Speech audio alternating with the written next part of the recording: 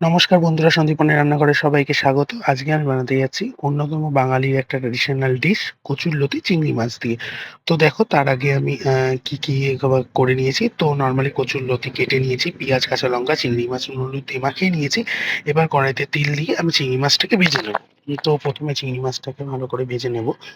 তো তারপরে চিংড়ি মাছটাকে ভেজে আমি তুলে রাখবো এবং এই রান্নাটা খুব অসাধারণ লাগে গরম, গরম ভাতের সাথে খেতে।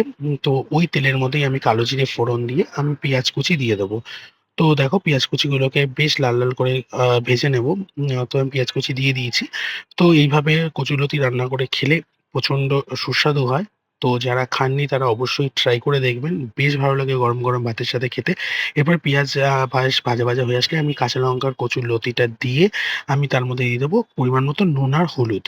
তো নুন আর হলুদ দিয়ে আমি সেটাকে ঢাকা চাপা দিয়ে দেবো নাড়িয়ে, যেন কচুরলতিটা বেশ সুন্দরভাবে সেদ্ধ হয়ে যায়। কারণ আমি এর মধ্যে জল ইউজ করব না। আমি সাধারণত কচুরলতিতে জল ইউজ করি না। আমার মনে হয় কচুরলতিতে জল ইউজ করলে টেস্ট একটা আলাদা রকম আসে।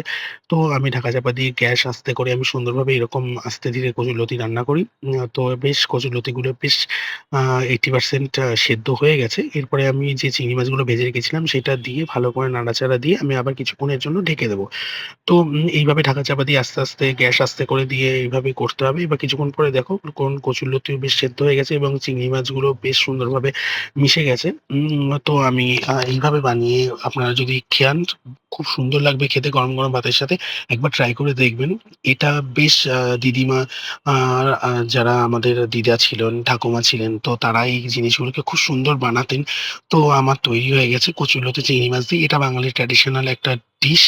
তো যদি ভালো লেগে থাকে বন্ধুরা প্লিজ লাইক করো, কমেন্ট করো এবং সাবস্ক্রাইব করো চ্যানেলটাকে। নিত্য নতুন আ রান্না দেখবার জন্য আমার চ্যানেলটাকে সাবস্ক্রাইব করে দিও এবং যদি ভালো লেগে থাকে তাহলে একবার ফেসবুকে আমার যে পেজ আছে সেখানে গিয়ে ফলো করো। আর যদি ভালো না যদি কোনো ভুলভ্রান্তি থাকে তাহলে কমেন্টের মাধ্যমে জানিও। ভালো থেকো বন্ধুরা। আর এইভাবে পাশে থেকো। Thank you so much.